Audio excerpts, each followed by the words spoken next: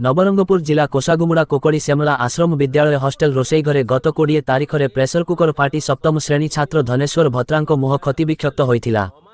School और hostel कर्तृपक्ष तांकु डाक्तरखाना न नहीं हॉस्टेल भितर दीर्घ 9 दिन धरी ताला पकाई रखिथिले।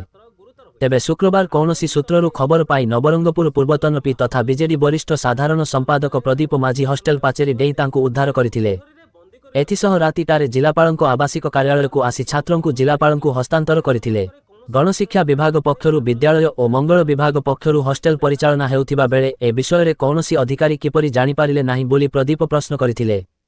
जिलापाल मध्य समान परिमाणर दायी बोली प्रदीप तांकु सीधासळख कहिथिले। छात्रंकु चिकित्सा न करी 9 दिन काल बंद रखी हत्या उद्यम करा जायछि बोली प्रदीप कहिसंती। धनेश्वरंकर कौनसी क्षति हेले जिले आंदोलन हेबो बोली से कहिसंती। एथिसह घटनास्थल में उपस्थित थिबा जिला मंगल अधिकारी पालका रवींद्रंकु एथिपाई दायी करिबा सह धनेश्वरंक क्षति हेले फायरिंग करिदेबे बोली प्रदीप कहिसंती। तेबे प्रधान शिक्षक एआई घटना संपर्क में अवगत करी नाहांती बोली मंगल अधिकारी कहिसंती।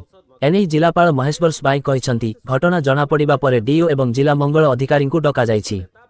घटनार तदंत हेबो। छात्र जनक केउ परिस्थिति रे रोषेई घर को जाइथिले प्रधान शिक्षक काहींकी जणाई नथिले ताहार तदंत सह कार्यानुष्ठान ग्रहण कराजिबो। अतिरिक्त जिलापाल विश्वजित बर्मन छात्रों को चिकित्सा पाई जिला मुख्य चिकित्सालय रे भर्ती करिसंती। स्कूल रे मास एजुकेशन एवं एसटी डिपार्टमेंट स्कूल रे गोटे सप्तम क्लास पढ़ुथिबा धनेश्वर भत्रा 12 वर्ष छुआ निआरे संपूर्ण भाव पड़ जाए मुह संपूर्ण भाव पड़ जाए अपन देखिले। से रोषेई रूम रे थिला रोषेई घरे रोषेई कार्य करुथिला से समय प्रेशर कुकर फाटी ता मुह संपूर्ण पड़गला किंतु कथा को लुचेबा पाई ताकू वर्तमान सुधा 9 दिन हो गला 20 तारिख रे हला 8 दिन हो गला 8 दिन ताकू मेडिकल को निया जाए ताकू जोर जबरदस्ती हॉस्टेल रो स्कूल रूम रे बंद करी रखा जाइतिला एवं ताकू बाहर को छड़ा जाउ नथिल। आमे कोन से ऊपर खबर पाई कि आज राति रे सेठार पहुंचिलु एवं पाचेरी डेई भितरे पहुंची ताकू रेस्क्यू करी के आमे आनिछु आज एवं ता जीवन बंचाय पे एथिरे संपूर्ण भाव जिला प्रशासन दायी एवं एठाकार मंत्री होउचंती मास एजुकेशन एवं आदिवासी विभाग खाई पिलांकर एभलिया व्यवस्था ताको अटेम्प्ट टू मर्डर ताको मारी देवा पई चेष्टा चलछ। 9 दिन काल जनकर मुह पड़ जाइथिबो गोटे आदिवासी पिला ताको रूम रे जोर जबरदस्ती बंद कर रखा जाउची या पछरे कन्स्पिरेसी कोन अछि काहे ताको रखा गला काहे मेडिकल निया गला ने कोन करथिला से रोषेई स्कूल रे किपरि भाव प्रेशर कुकर फाटला।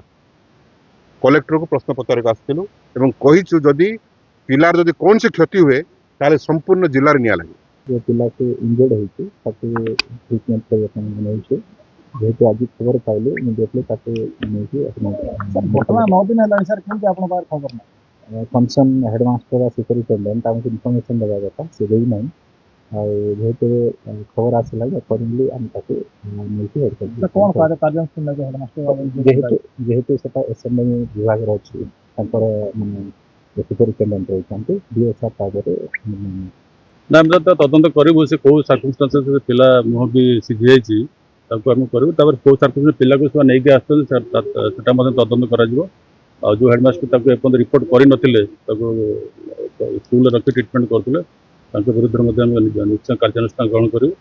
बर्तमान प्रथम दायित्व है से पिलार आम ट्रिटमेंट करूँ इमिडिएटली जेहेतु आम नजर को आसी ना जानला बर्तमान पठाऊ हस्पिटाल को जहाँ ट्रिटमेंट दरकार ट्रिटमेंट करा बारंबार ए विषय कहुई जदि कौन पिलार माइनर इंजुरी होती हस्पिटालाइज कराया बारंबार मुझे पर्सनाल 2 थर 3 थर मीटिंग कर सब हेडमास्टर कही in spite of that there is no changes. तुरंत तार चिकित्सा व्यवस्था करने को जिलापाल को हस्तांतर करिसेंती। एथिसह एभली जघन्य कांड पई जो माने दायी सेमानक विरुद्ध रे दृढ़ कार्यानुष्ठान दाबी करिसेंती। एभली घटना को अत्यंत गंभीरतार सह नैचंती जिलापाल। 8 दिन परे बंद कोठरी उद्धार कले प्रदीप माझी। खबर पाई जिलापाल कार्यालय रे पहुंची डीईओ छत्रपति साहू और डीडब्ल्यूओ रवींद्र पालका को तागिद करिसेंती। 5 मिनिट भितर एभली अघटन पई दायी थिबा स्कूल रो प्रधान शिक्षक एवं हॉस्टेल अधिकारी को निलंबन करबा पई निर्देश दैछन्ते। एथिसह प्रतिश्रुति दैछन्ती जे घटनार निरपेक्ष तदंत कराजिबो एवं दायी अधिकारी विरुद्ध रे कार्यानुष्ठान नियाजिबो। एभली कार्य को प्रशासन साधारण रे निंदा करिছে। नवरंगपुर करिस उपासिंग रिपोर्ट लिवलाई पड़िया।